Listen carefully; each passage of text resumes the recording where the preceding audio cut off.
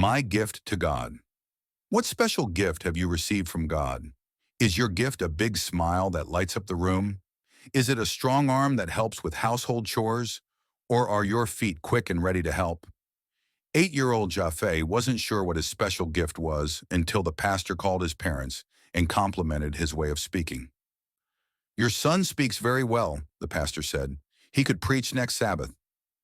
Jafet was surprised to hear that he had the ability to communicate. After all, he had never thought about it. But the pastor insisted that his voice and way of speaking were special. Some boys spoke so softly that they could barely be heard, but Jafet spoke clearly and loudly. However, he had never thought about preaching. After the pastor's invitation, Jafet was excited about the idea. The pastor helped him prepare a sermon on the soon coming of Jesus. Jafet was apprehensive, but his parents encouraged him to try. His father told him he could practice the sermon in front of him and his mother.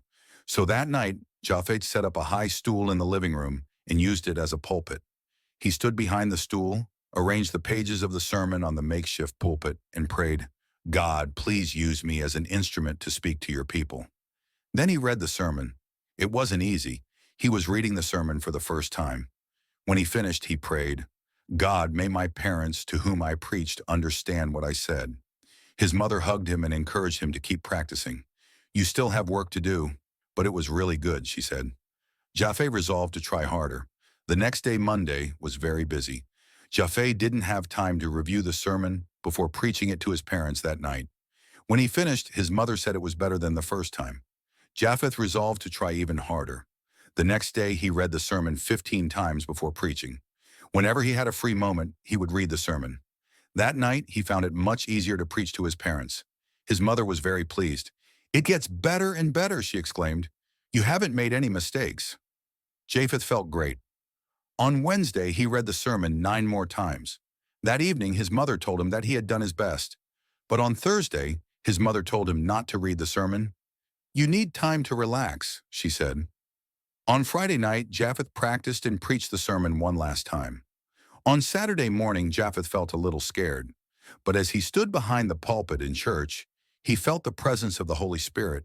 He prayed, "God, please use me as an instrument to speak to your people." Then he preached that Jesus is coming soon. Then he prayed again, "God, may the people I preach to understand what I said." People thanked Jafet as they left the church.